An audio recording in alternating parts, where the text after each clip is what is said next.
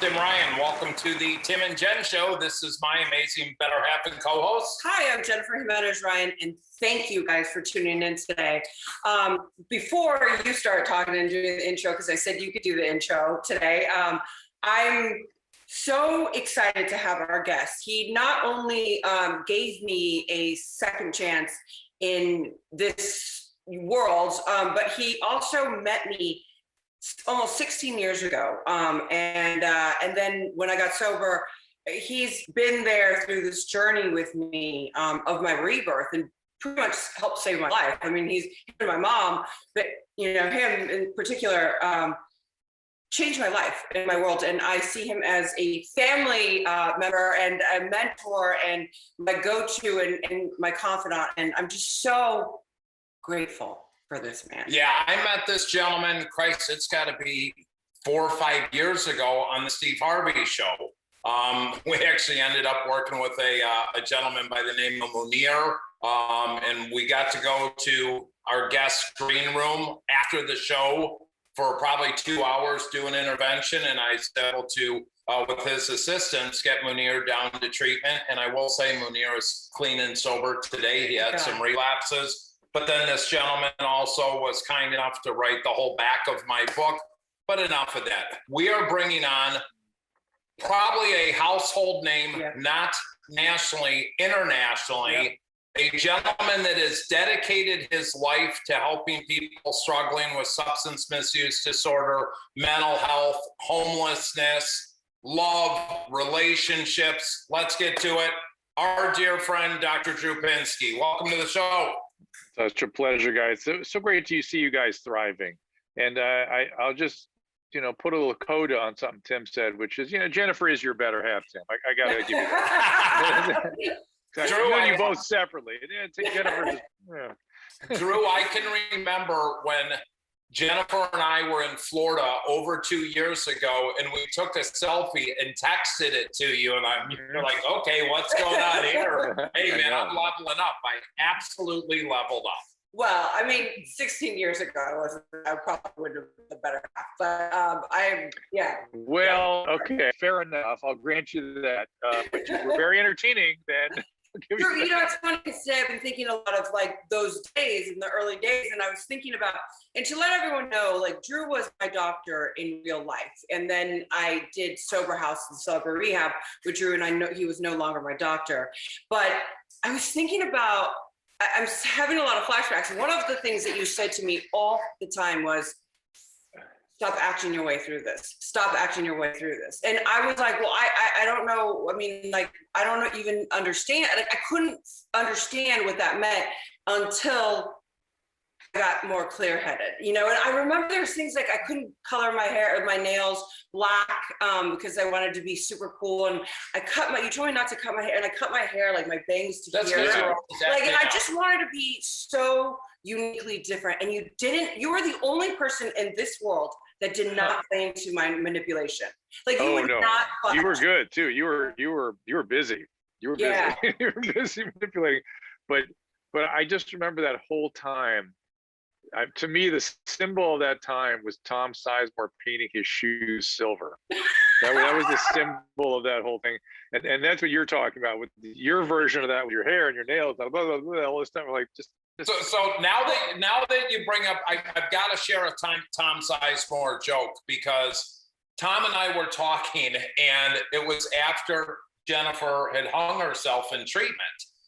I mean, you guys are talking recently. I'm talking with Tom recently, and he's telling me this story, and he says, Tim, Jennifer is there in her white gown and probably got poop in her pants. And I looked at her and I said, you just hung yourself?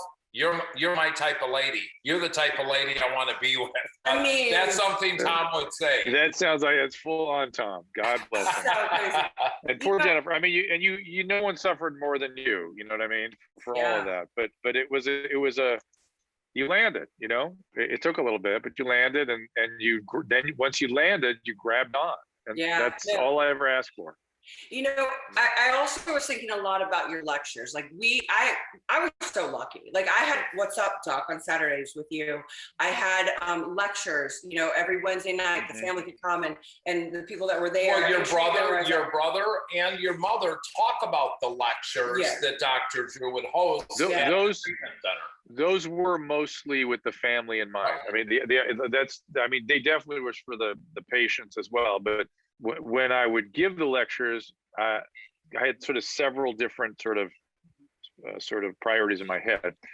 One was to get the addicts to understand why they needed to do recovery. You know, what can we construct this in such a way that the science shows you have to do some things to help remit this condition.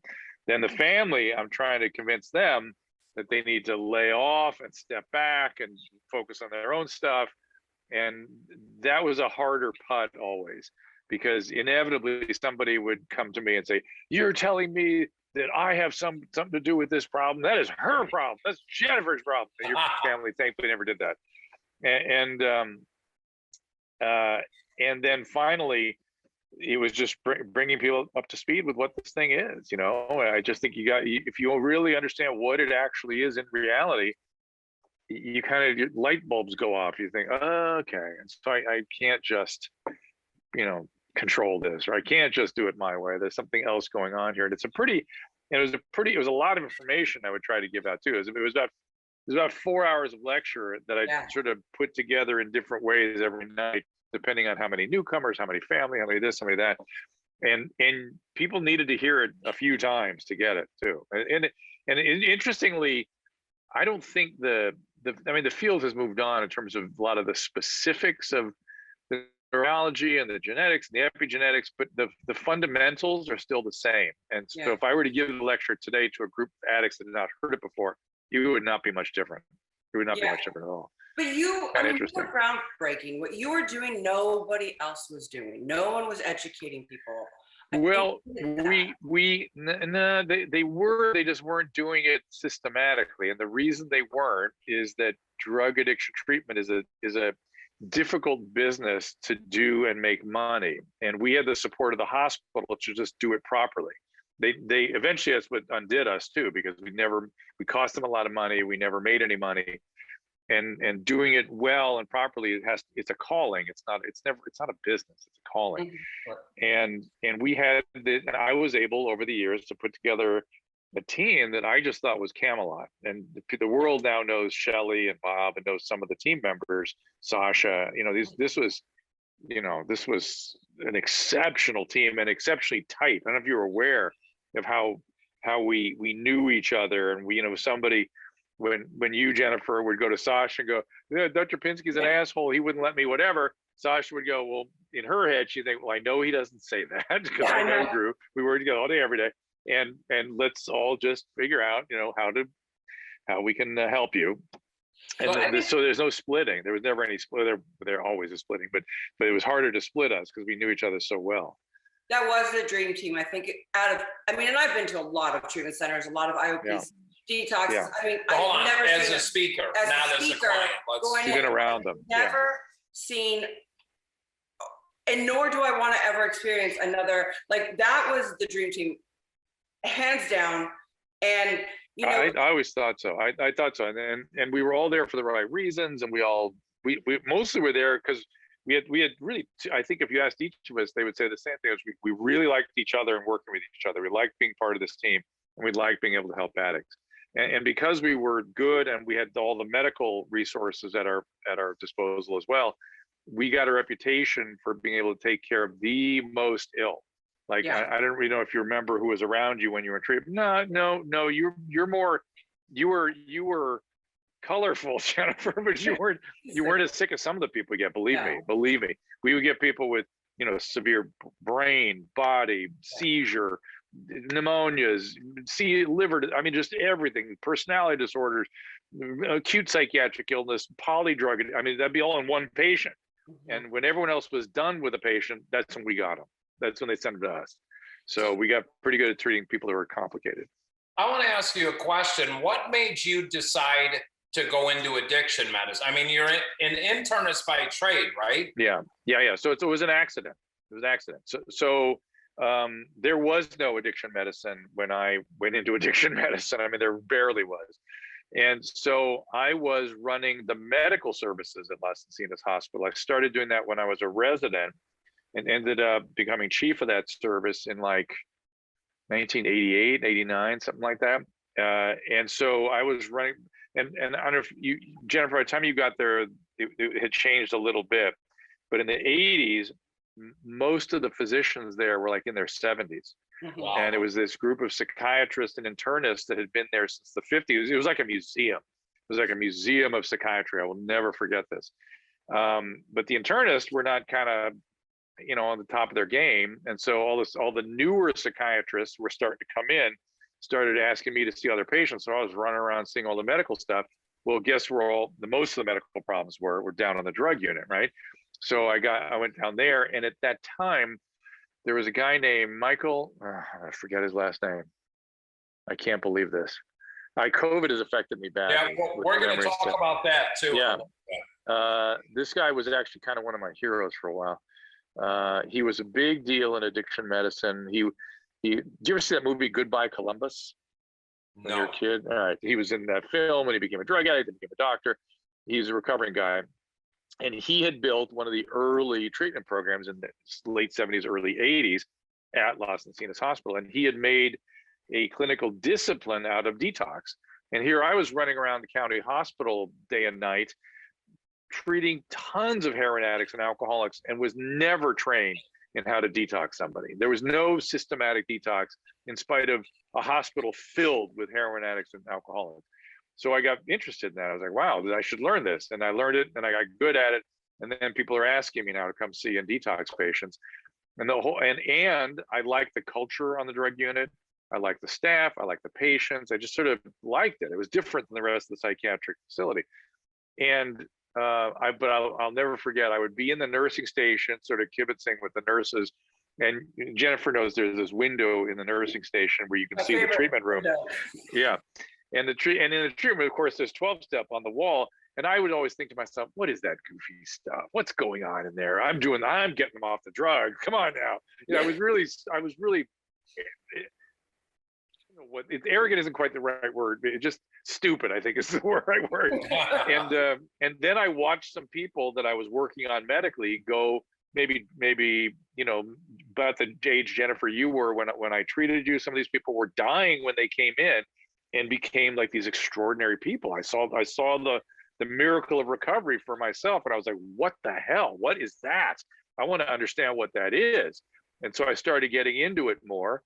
Then the assistant director asked me to be the director asked me to be the assistant director. Do you remember Chris Rutland, Jennifer? Yeah. He was the director at the time. This is 1990 now. And then he quit. And all of a sudden I'm the director of the unit, and I had to really get my skills up and build teams and get going really fast. So it still took me another 3 years or so to really have expertise. I relied heavily on the staff at that point. But you paid your dues and you learned. Oh yeah. Oh no, I was into it. It was so exciting for me because I was always interested in psychiatry and coming over and doing all the medical management of the psychiatric patients. I'd learned a ton, but here in addiction is the crossroads of everything, right? Brain research, neurobiology, psychiatry, psychology, family systems, dependencies of all type and all that goes around with when your motivational systems are broken. I mean, everything that all the fields of, medicine kind of come together in this one discipline to help people with this disease. And it just, because when you have a brain whose fundamental motivational system is broken, it affects everything else. Mm-hmm. It affects how you think, it affects your choices, it affects how you feel, it affects your relationships. And of course, you guys know well, this disease is not just in one skull, it pulls nearby skulls in with it. Yeah. And they don't know that's happening. And that's sometimes, again, as I said earlier, a very challenging piece to get people on board with.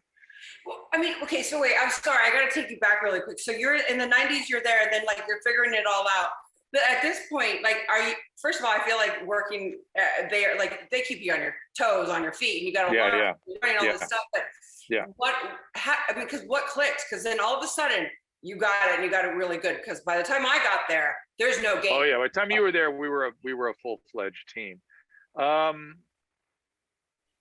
The program was sort of faltering. There were very few patients at the time. I worked with a social worker and a couple of chemical. I can't remember how it went, because we actually at one point had very, very good chemical dependency counselors that had been there a long time and really good nurses. That must have been right at the beginning, and they were really helping me, get up to speed. And then the program started kind of splintering a little bit. We had a social worker and some CD counselors. And then by then I'd kind of gotten it. I knew what I wanted to do to rebuild the program and rebuild everything, and stole Bob from, Pasadena Recovery Center, and, Bob brought me Shelley, and it was just one thing after another. It just came together. And Dr. Blum was a key find, because I kept bugging him. So I have a peer, so 2 internists were working on the unit, and Dr. Barry Blum was a recovering guy. Mm-hmm. And I needed help. I needed help on the medical side. And I kept bugging him for years. I kept going, I think you'd enjoy this. I think you'd be good at this. And he'd go back to, because he was a bad pharmaceutical addict. He had a diversion team. He had a whole team of diversion people and recovering people. So, physicians, if they're doing it right, have multiple levels of people kind of watching them and advising them. And he kept going back to them, and they're like, you're not ready. You weren't ready. And it was like only after you'd been sober about, I think it might have been longer than 5 years, they finally said, yeah, you can do it part-time. And he came over, and he was, of course, amazing. And we, ramped him up. Well, and since those days, I mean, if you were to sit back and look 30 years ago, did you think you would be where you're at today? No, with all the life, everything you've accomplished. I don't think you ever sleep. No, no. There's never been a blueprint. I didn't go into medicine. I haven't heard of addiction medicine. I didn't. None of the, when television happened to me, I was like, what's that? How do you do a TV show? Sounds interesting.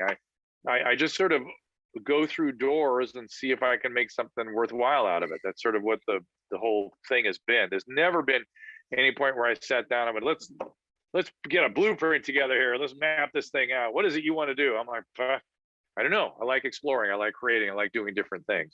Let me ask you a question, Drew. Why have you, and I guarantee you've been approached hundreds, if not thousands of times, to truly open your own top-notch treatments program? I've come close a couple of times. It's just, unless they start changing the laws and the insurance, the resources around it, because I've been out long enough that I'm not really sure long enough right now how much resources work or how much they might be available to do things. But I got so sick of people being discharged after 3 days. It needed 3 months. Yeah, it was so demoralizing. And and we, of course, we found ways to treat people. And Jennifer, you went through that whole system where we had outpatient and residential, and they move you here and around just to try to get patients as much treatment as we could. But it really, at the end there, when you add the opiate epidemic to it, where all my peers were killing my patients by just loading them with benzodiazepines and opiates, it just didn't work. It was just too demoralizing for me. So that's kind of why I stopped doing it. I still do. I still do plenty of consulting. I talk to people all the time about this condition and how to find treatment, and it's still frustrating. It's still very frustrating. Well, I can't tell you how many times we've just texted you about an intervention we're going to do, and I thank you because you answer our call immediately. You give us guidance and direction on what we need to do. But whoever came up and said, yeah, if you have an HMO policy, treatment will be 14 to 21 days, or even a not a network, it's baffling. How can someone that struggled for 20 14 years, to 21 sounds like a dream compared to what I was dealing with. Man, I was getting 3 to 5 days because we were a full service hospital, right? So we had the most complicated polydiagnosed people. They'd hand them to us, go straighten them out in 3 days, and get them out of here. Yeah, good luck. I remember that. It's interesting because you're talking earlier about like the families and doing the lecture and the families, and they are hard. I have I think maybe because I come from your training and what I've learned, my tolerance for the family being, and it's every family that we do an intervention or talk to, they are more sick than the actual addict or Right, right. Yeah.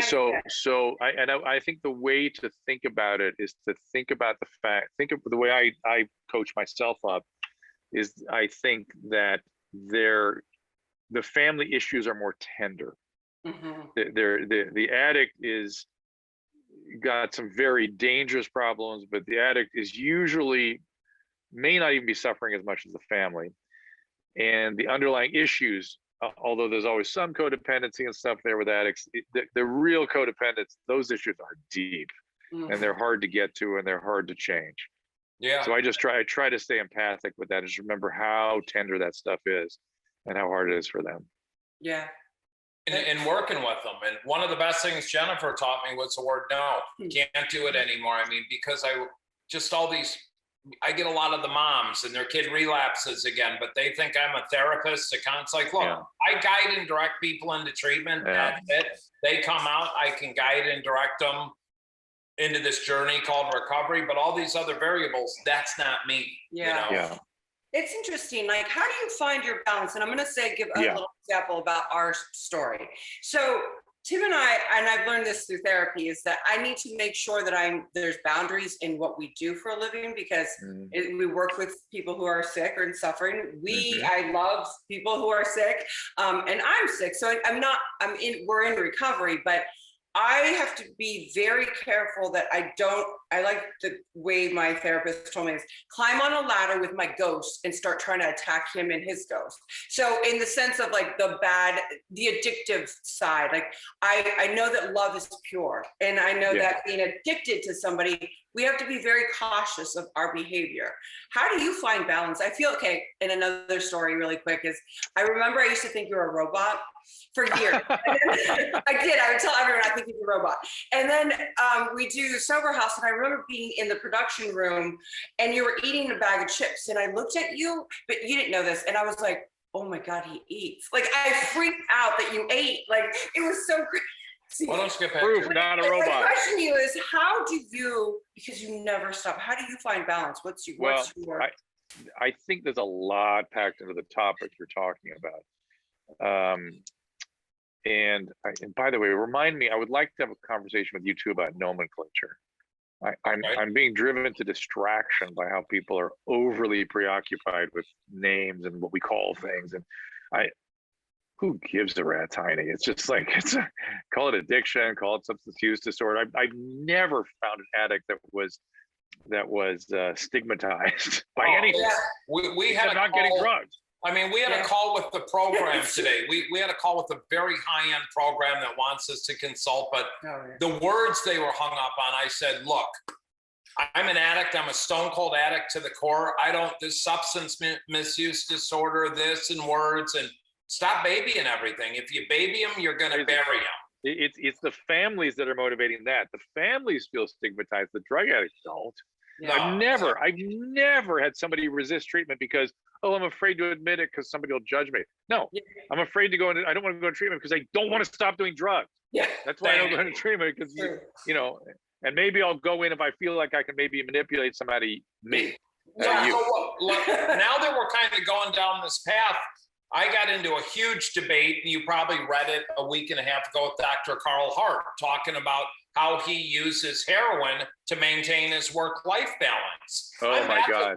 I'm baffled by that, Drew, but what bothers me is high-end clinicians, psychiatrists, they're co-signing this man's bullshit. Well, here's what everybody leaves out. It drives me insane. It's all the what we have on the streets with the homelessness, all the harm avoidance people, none of them take into account that there is no such thing as an addictive disorder that is not progressive. It is progressive. Right. And they all have this fantasy that leave it alone, do they want it? It's a work-life balance, whatever. It will progress. Watch, everybody. These things progress. And they progress to a very, very bad place. That's just in the nature of the condition.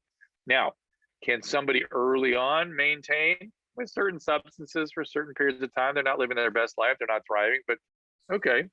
But if you once you stay on it long enough, or you trigger it, if you use enough, it's either long enough or enough to trigger loss of control, that's it. It's on. Yeah. So yeah, and it drives me crazy. But people are gonna have to find out for themselves. I mean, I've heard this stuff in the 70s. Almost every crazy ideology that's flying around right now, I heard in the 70s and part of the 80s. It's ridiculous. But here we go. We have to prove it yourselves again. Okay. Yeah. So It's crazy. so I'm gonna go back to Jennifer's question. So there's a ton packed into that. You asked about two different things that are almost impossible topics to talk about. Well, one's harder, is boundaries and balance. And to me, those are related but different topics, right? So balance, I'm a workaholic, so balance is hard for me. You guys are addict alcoholics, so balance is hard for you, right? That's the way it is. It's about paying attention and understanding that when it's getting out of control. I mean, it would be this for you guys to be the same as if you didn't prioritize your program. For me, I have to prioritize enough time working out with my family, going out, traveling. I have to pay attention to the time I allocate. Time block? Are you a time blocker? Do you time block? I no, well, I do, but I don't do it as a matter of discipline. I do it haphazardly with an intention to sort of, as I move, induce balance, but be flexible enough to move things around. So I don't go, here's my block for reading every day, and that's that. No, I will all of a sudden find 4 hours, and that's when I'll read. But so that's balance. Balance is a little bit easier, but boundary is a very challenging problem, right? And boundaries, for me as a codependent, I had to really do a lot of deep emotional work to really understand what was happening to me in relationships with people who were sick or who I cared about. This is sort of one of the fundamental phenomena of codependency, is you lose track of what's yours and what's somebody else's, right? Ooh, in the sense that, like, let's say if I hadn't had good boundaries when I was taking care of Jennifer, I would have thought, oh, she is so nice, she's suffering. I have a special understanding of how deep her pain was and her trauma. And when she comes around, I feel her pain, I feel it, and I have to help her with that. That is you. I don't remember whether this happened with us, Jennifer. I don't think it did, but that the way I'm describing it, it would be you mobilizing my shit, my pain. And then because I don't like my pain, I have to stop it in you, but I'm really stopping it in me. Does that make sense? Wow, that's powerful. Yeah, absolutely. And so you have to unravel how you experience yourself in relationships. Now, Bob Forrest once said something to me that was interesting. He said, some people experience themselves inside and then out, and other people experience out and then in. And I'm not sure if he really meant it, but it was meaningful to me. And I thought, oh yeah, I the only way I experience myself is through other people. I'm experiencing out there first, and that's fine. That becomes an asset in certain situations. But if I'm only experiencing myself as out there, well, now that's a mess. That's a mess, because then I can't tell what is a spontaneous affect from my body versus something that's being experienced by another person. So what boundaries become is the ability to just be present and not catch the other person's feeling, not be overcome by their feeling, and not having your own stuff mobilized so significantly that you can't differentiate or can't hear what the person's actually experiencing. And thus, if you're able to do all that, you can just do what the patient actually needs, or the person actually needs, or your friend. It doesn't have to be doctor-patient. You can do this as a friend or as a co-recovering person. You just have to be there. Yeah. But you have to be fully present and not getting swept into whatever else your stuff might be. Does that make sense? Yeah, absolutely, 100%. That was beautifully said. So I'm going to take us out of this and take us into a world that a year ago I thought was the flu, and I didn't think anything of it. I went down a lot of rabbit holes. And it's a thing called COVID that Jennifer and I both had, and it almost killed us. It's something you had, and it took you down pretty hard too. I won't speak to what it did to you, but you were having a memory loss on a gentleman's last name. We have that right now. Jennifer's. I'm sitting with a back brace. I mean, I have a lot of issues going on. I went upstairs right before we started, and I screamed, "Babe, what was I doing up here?" Yeah, like, she forgets. It happens all day, every day. It's a weird, uncanny quality, isn't it? Yeah. It's not. You can't really say I can't remember things, but I'm kind of sometimes not remembering things. You know, it's like weird and uncanny. I just guess it's a global injury of some type, much like a head injury. So that's what it felt like. This is what I imagine a traumatic brain injury would feel like. How long were you down with COVID? 11 weeks. 11. Wow. Yeah, we were 8 weeks. Wow. Yeah, I was, well, you say down. I was down for 8 weeks. I was barely functional for about 3. Well, and that's not fair. No, let me think about this. I was down for 6. Again, it's all part of COVID. It's all blurred. It's hard to remember it even. Yes, 3 weeks really sick, 6 weeks barely out of bed. And then the next like 3-4 weeks getting out of bed. And then the last 2 weeks kind of getting better. Wow. Now, have you been able to get your vaccines? No, I'm not going to do it yet. I'm doing something a little different. I'm doing a immune profile and watching my antibody and memory cell function. And I'm 10 times the level of vaccine still since COVID. And if I stay that way, first of all, I don't want to take a vaccine from somebody who needs it. Secondly, I guess I'll get it because my wife wants to do some international travel in the summer, and they're requiring vaccine for international travel. So that's when I'll get it. But in the meantime, I want to see what my antibodies do. Maybe we can learn something about how long people stay immune after acute or moderate to severe COVID. Were you scared during it? I was not scared. That was the strangest question people asked me, I thought. Because when you talk to a doctor about 1% risk of fatality, that's telling a doctor, forget it. Don't even think about it. It's just a 1%. It's like, that's not going to happen. Now, I was worried. I was concerned I could get sick enough that I end up in the hospital, in which case my risk profile would have changed to like 12 to 14% risk. That would have been a little scary. But as long as I stayed out of the hospital, I knew I was going to be fine. Now, what I learned about the illness, and you guys are describing the same thing I have found, which is the morbidity of this thing is not strongly enough emphasized. Everyone's focused on the mortality. Yeah. The morbidity is what people should be talking about. The stuff the three of us are experiencing, that's maybe 20+% of, there's a high percentage of severe COVID, but it's 20% of COVID's overall. And it's like, this is not okay. And we don't really even know yet what the full long-term deal is going to be. But by the way, you guys might look at something. I took a medicine called fluvoxamine. It worked like crazy for me. I would still be laid out if it were not, I'm convinced, were it not for that. That's amazing. You know, I actually heard you talk about it. Yeah, we've heard you talk about it. Somebody else mentioned it a week ago, but I don't remember. But, you know, one of the things that scares me is we're in our place in Florida, and it's a 3-bedroom townhouse. For me to take the little dog outside, come in, walk up 3 flights of stairs, I am completely out of breath. Yeah. I'm an avid, when I'm down in Florida, I'm still a barefoot water skier. My old partner has a ski school. I'm afraid to go out and just ski off the side of the boat because of what it will be like when I'm done with the 30-second run trying to catch my breath. That's right, I get it. I get it. Sorry. I was just going to say, you need to work on it. You need to really build yourself up. You got to make that a priority. Yeah. I don't know if you're doing anything systematic, but you got to get your pulmonary function back.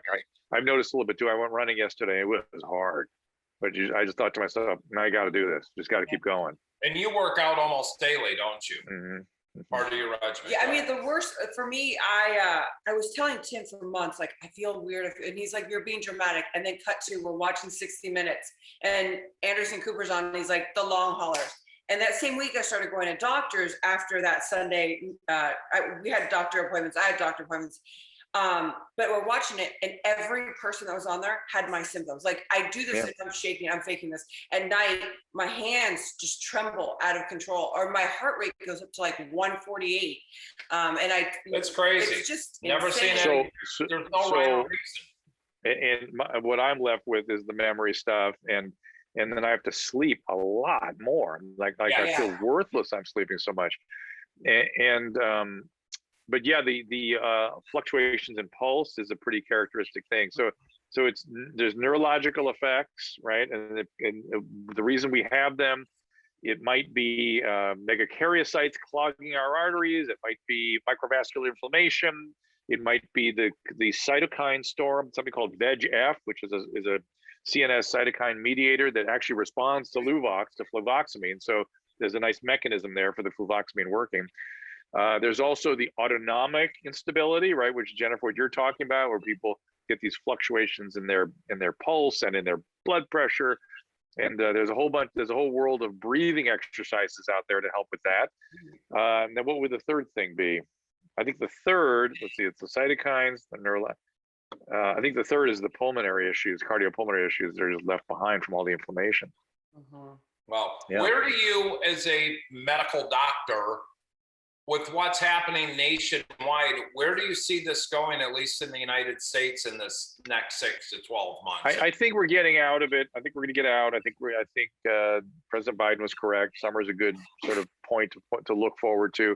I'm a little nervous about the variants that are out there, but there was just some data just came out. I could pull it up for you because it really impressed me.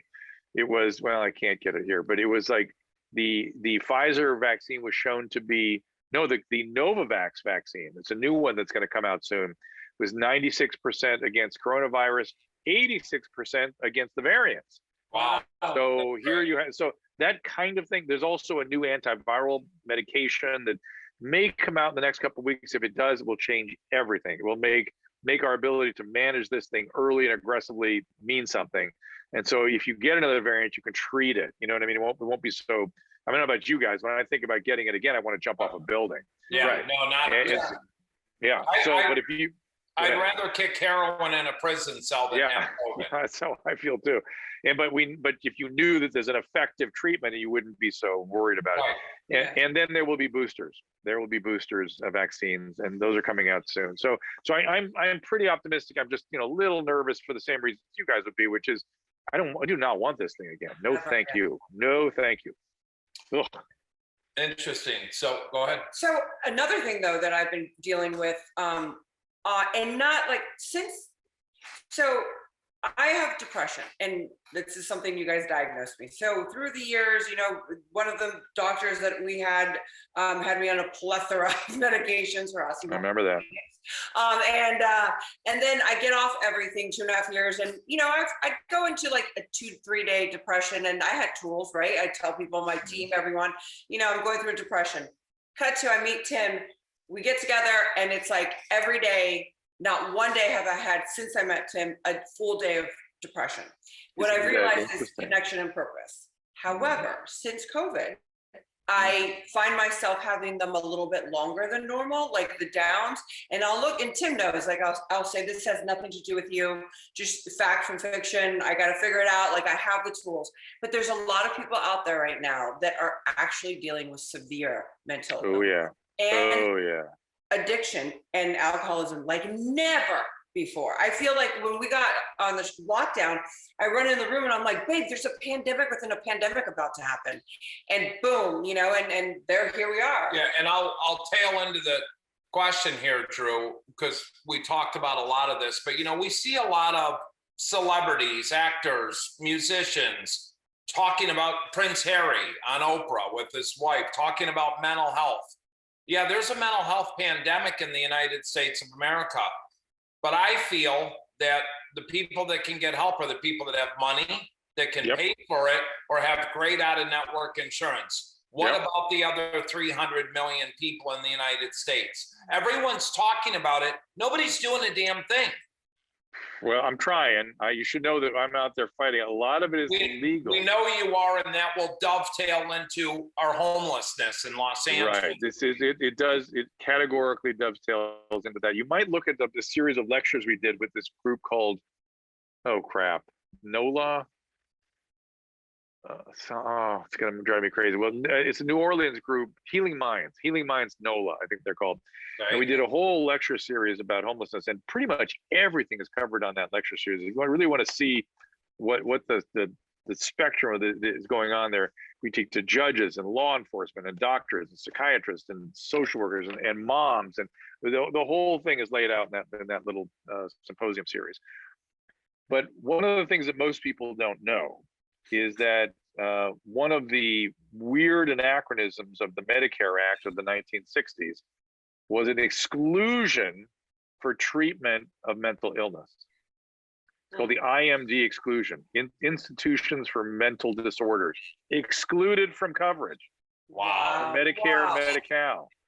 So it's in leaving it, the thinking was, and this is sort of interesting thinking, that the Constitution does not provide for the federal government looking after mental health, which is why we always had state mental health hospitals, state psychiatric hospitals, because it was up to the state to provide those services to the extent that they were needed.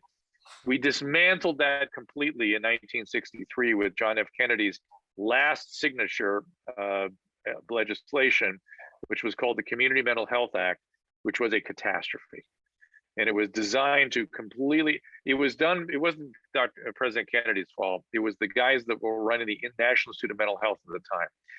It's a great book called Shrink. I recommend it highly if you want to see the full effect of psychoanalysis having gripped the American psychiatric system for 50 years. And another book called American Psychosis that talks about this decay of the healthcare system. Point by point by point how they dismantled and what a freaking mess it was, turning literally millions of patients that had been killed for 150 years to the streets, the nursing homes, and the prisons. Those became the mental health delivery systems in the States. So, all right, my COVID brain.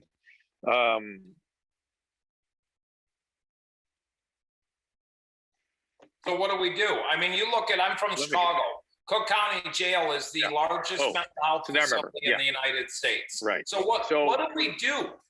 Well, we first of all, we get rid of the IMD exclusion, right? Yeah.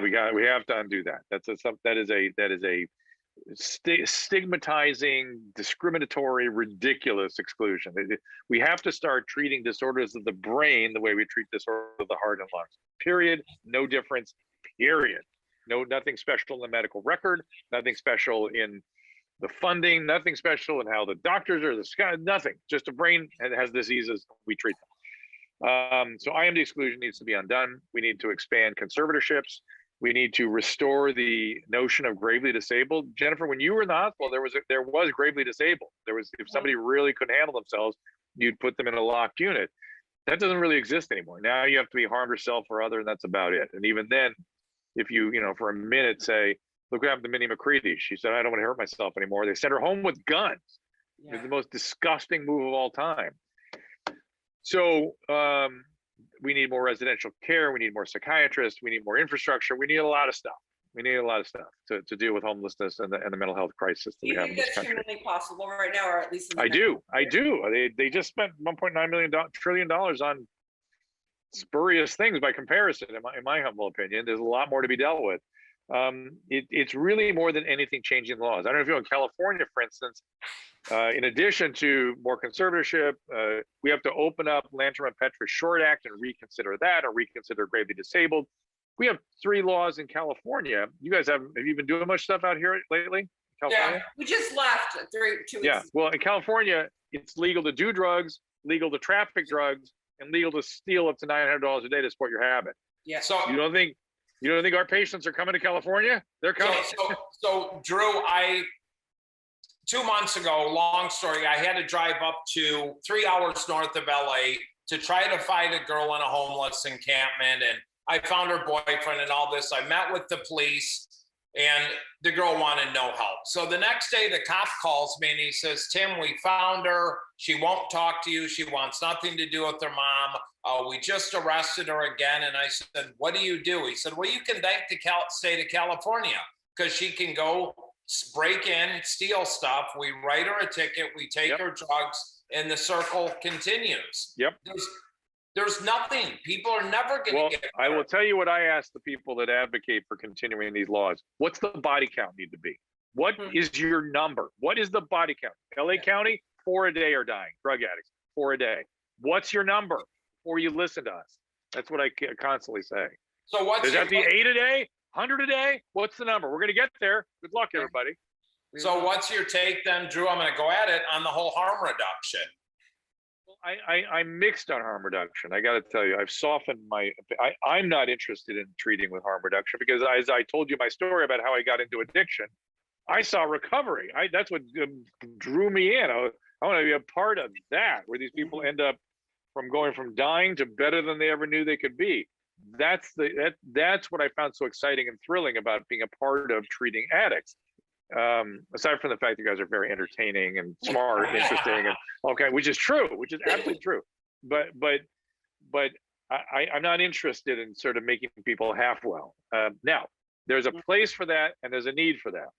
A lot of these people we've just been talking about out on the streets, they have no resources, no family, 3 different psychiatric diagnoses, brain injury from all the time that they've been using it on the street, and really serious drug addiction with awful drugs, heroin, meth, typically. That's somebody who needs harm avoidance. I'm sorry. I mean, I'd like to try to get them all the way in. Not likely. I get that. So for me, and this is always the problem in medicine, selecting the correct patient. This is what I've been saying about buprenorphine forever. It's like, yeah, it's helpful. It can be life-saving for some people, not everybody.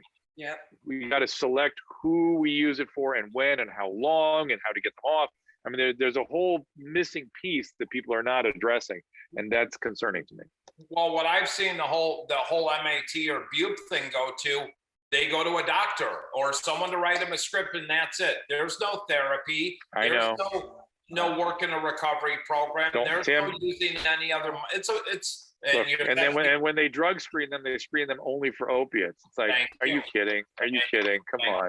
Do you understand? And I know prior to COVID, we were meeting with you and really wanting to assist you and trying to tackle some of the homelessness. Believe me, we're still there, Drew. We want to start. Well, I'm going to go back at it. I'm starting to sort of mobilize again now that COVID is over and we can get on with other things. That's going to be my next focus. I've been asked to do some stuff. You have for the homeless. Well, it could have been you. You know what I mean? It's like this. It's this disease that's the predominant issue out there. It's like I'm some surgeon and I'm looking at all these cases and they're all lined up and I could treat them and fix all of them. Not allowed to get near them. It's troubling. Every day I wake up really bothered by this. Well, the amount of deaths we're seeing, alcoholism, everything's through the roof now. And, opiate overdoses, deaths are up 34% nationwide. Well, why isn't harm reduction working then? Mm-hmm. So, but there's obviously not enough access to treatment, especially people with no resources or state insurance. The whole system needs to be revamped. But you had said something earlier about the IMD. Exclusion. The IMD exclusion, yeah. So that needs to be changed. And when I would be the person running a group or Jennifer, people, Jen, you need to do this. Where do you draw the line and say, look, I'm one person. Do you pull the team together to try to get this changed, or is that Congress? It's a great question. I make a lot of noise. And I have a chance occasionally to go speak, in front of people, Congress, that kind of thing, White House. And so I always feel like that's moving the ball a little bit. And I am building coalitions. Some of the renegades from the housing and urban development and I guess it's HUD. They are starting to form groups because they were trying to tackle homelessness in the last administration. They just didn't have time to really get the thing done. And now they're out there like I'm meeting with Ben Carson in a couple of weeks. He's still out there trying to build coalitions and do stuff to try to get this going in some way. And there you can feel it changing. You can feel that we need a big PR campaign. We need some stuff on the county levels. There's just a lot of stuff needs to be done. But you can feel it kind of moving in the right direction. People have had it with the status quo. They understand it isn't working. They just don't understand what they're looking at or what needs to be done. Mm-hmm.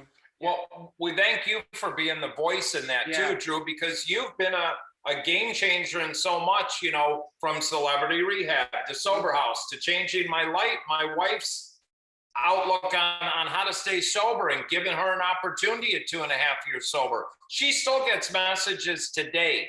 Yeah. Almost on a daily basis. I saw you on Sober House. I saw you on. When are you guys gonna do another season? Yeah, when are you gonna do another season? Or another show like that? There's certainly plenty of people to choose amongst that would use our help. Could use our help, and I think it'd be fun too. We could bring in all these newer. You know, the field has changed, right? There's a bigger spectrum of treatment options. We could bring in CBT, DBT, bring in harm avoidance people. You know, get that going and see. There's just so much stuff we could expose the world to in terms of how the field is changing, and I just think so. It'd be such a great thing to bring it back. People would love it. But I do too, and I think that we also can bring in the old team and also some newer ones. Oh yeah, for sure, it's gonna be great. That would really be great. I mean, I know I can't wait to talk to you about this offline, but like I'm really excited because there's such an opportunity to keep paving this, you know, forward and allowing people to have more awareness and be more cognizant of what's going on out there. Because like people didn't know when I started talking about it just recently, like having, and tell me if I'm wrong, but like having anxiety, you know, or having panic attacks, that's part of mental health. What do you mean? Like people say, oh, well, I don't have any mental health issues. I don't know anyone with mental health issues. And then I say, well, you know, we start anxiety, panic, depression. Those every 50% of the country has a diagnosable mental illness. I mean, that's a fact. Right. Serious mental illness. Not everyone knows somebody with serious mental illness, but I bet they do. They just don't know it.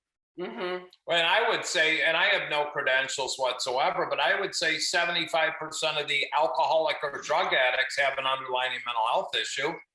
Oh yeah. Well, that's the interesting thing about addicts and alcoholics is they complicate everything. They make things extra super complicated. So either there was there was a mental health issue at the beginning, and trauma obviously is a big part of that.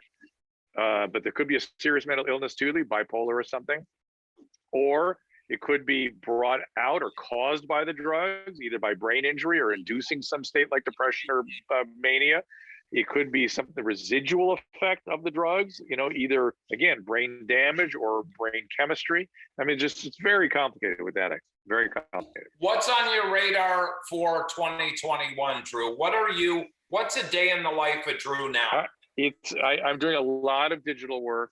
We do a stream. I do multiple podcasts. I do this podcast called Dr. Drew After Dark. I do a Dr. Drew podcast. Adam Carolla and I still do a podcast on a regular basis. I do a streaming show that my wife produces most days called Dose of Dr. Drew. It's just a live stream on Periscope, YouTube, Facebook, and Twitch. And I have a show that's going to start in September. It's called Here's to Your Health, I think it's called, which can be sort of a health magazine show. It's going to start on Fox Business, but hopefully end up in other places. Awesome. So a couple of friends knew that we were interviewing you, and they were like, "Oh my God, how was Jersey Shore?" I'm like, "What? You were on Jersey Shore?" I'm like, "Drew, what?" I didn't. You try not to be always on TV. So I know the producers very well that produced Jersey Shore, and they got into a conflict with some of the staff, and they called me, "Do you think you could help out with these guys?" So they took me to Las Vegas and maybe sit down with them and talk to them, straighten them out. And there's a bunch of addiction there, you know what I mean? Take a look at the situation, Mike's situation. Sure. Beautiful recovery, wonderful recovery story. And I had dealt with him back when things weren't so hot. Ronnie too, there's a lot of them that were dealing with this stuff, but Mike really was a bad drug addict and is just fantastic in his recovery now. Yeah, so I remember when I was coming on your show on HLN, and during that time we covered Whitney and Amy Winehouse. I mean, Mike Starr, unfortunately, I remember like it was like 5, 4, 3, 2, 1, and you said right before they said 1 when Rodney King died, you said he wrote about you in his book, and I was like, what? And I'm just bawling, like I had, snot dripping down, and just I know, Rodney. But like I remember people constantly asking, why do you think that people in the entertainment world are more exposed to addiction and mental health. So it's not. Well, people, I wrote a book called the Mirror Effect, and we were able to model and show with our testing and mathematical modeling that for a lot of people, becoming a celebrity is a bid to solve a childhood issue. Like many things, it's an attempt to deal with a childhood deficiency or trauma. And of course, it doesn't work. So you have people, a lot of celebrities are already in trouble that way. And certain fields of celebrity, music, comedy, things like that, tend to attract drug addicts, as well as people who are injured. And then if they develop a high degree of celebrity, it's not, so they already have higher incidence, right? So we're predicting to be a higher incidence of addiction. But the real problem is if they're a significant celebrity, they keep people around them that are enablers. And they're able to jettison people that actually care about them and try to confront them about their disease. And so they're able to spiral in their disease to a much more serious place, which is why they die and why they end up with bad disease. It just, they don't have an employer or a family or somebody go, hey, Dad, we're going to treatment. Come on, stop it. Yeah, they're writing the bills and they can keep the people around to co-sign their bullshit. Yeah. It's interesting when we've done interventions, high profile families, people are very wealthy. It's a different dinosaur because they have disposable income. They can really do what they want. They're usually the hardest ones to work with. It's true. Like this one right here. Well, I mean, I think that, people always say, oh, what happened was your bottom? Like, did you not have money? No, my bottom was, my spirit was broken and shattered. Like, it's not about a bottom. No. Because there's many more out there, I'm sure, for me. Like, it's not about that bottom. It's about my spiritual malady needs to be in check. It needs to be healthy. It needs to be alive. It needs to, that's what I'm suffering from. Drew. Yeah, I'm kind of excited about talking more about us doing summer rehab and getting those. Hey, if you could I would do it in a millisecond. I mean, I just love working with everybody that we were involved with there, but you have to get VH1 on board. They, for some reason, will not let go of it and will not do it.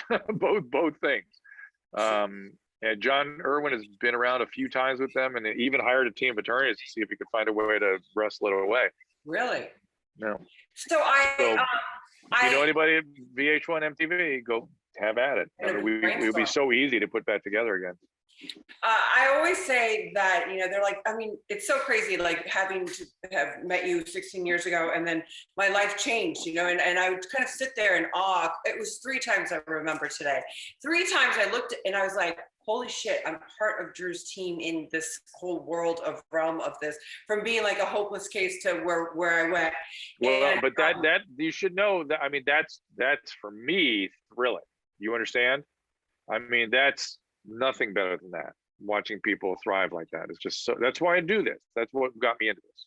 Well, and I want people that are listening to understand that, because when I met you at the Steve Harvey show and chased Manier out and brought him back in, and once we did that, I remember I cornered you and I said, I need your personal cell phone number. And you said, I don't give it out. And I said, I'm going to ask you one more time. I need your personal cell phone and I will never take advantage of that. And you said, okay. And I've never taken advantage of it. Updates here and this. And of course, Jenn stumbles into my life, but that's the type of person you are. You believe in people, and you're usually one of the last people to believe in people. And I thank you. And when I said, hey, would you write this for my book? No questions asked. Let me read it. Done.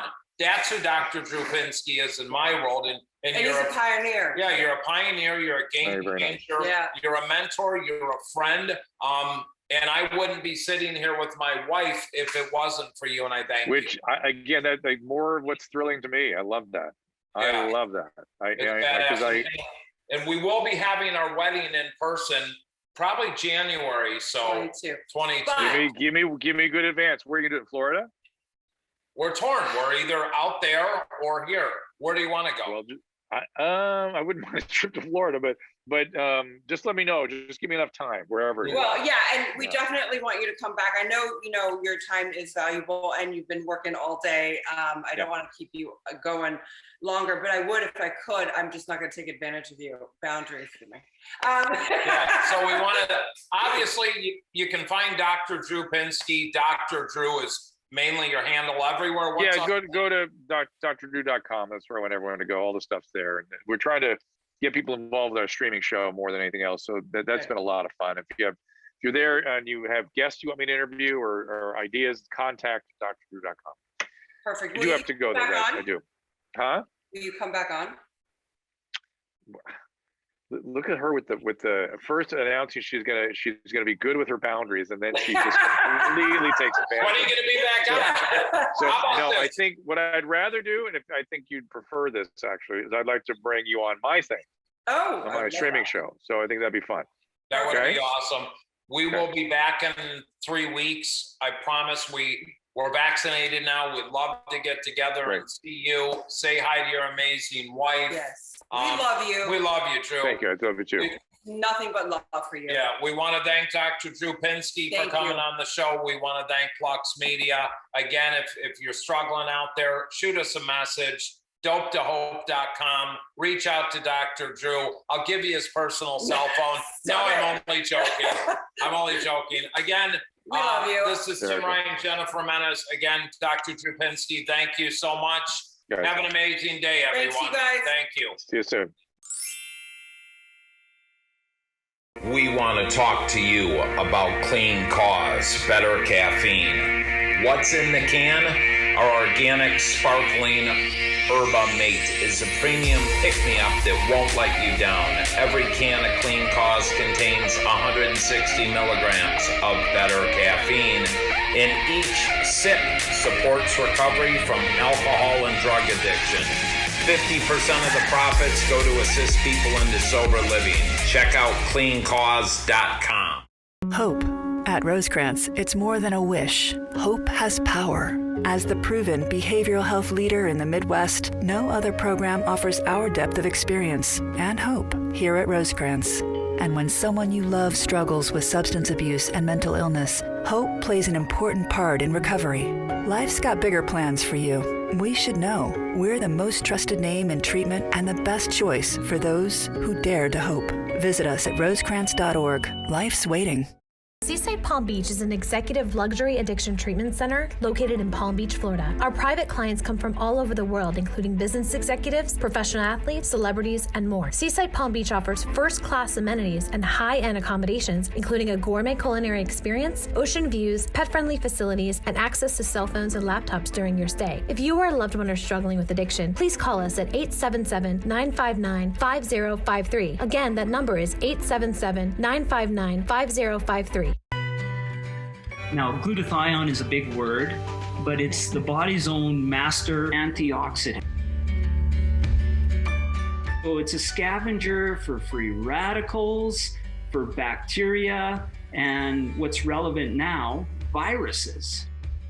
This is new to the marketplace. There's no other product on the market that has the ingredient NACET.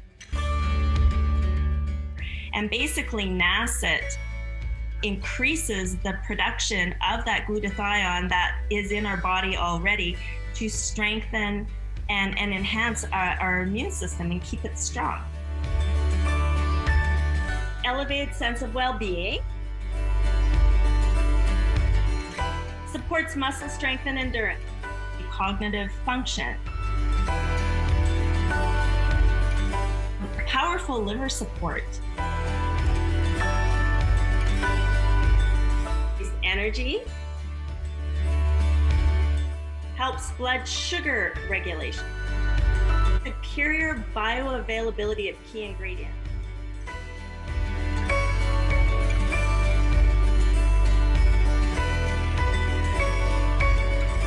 One of your best defenses against COVID is a strong immune system.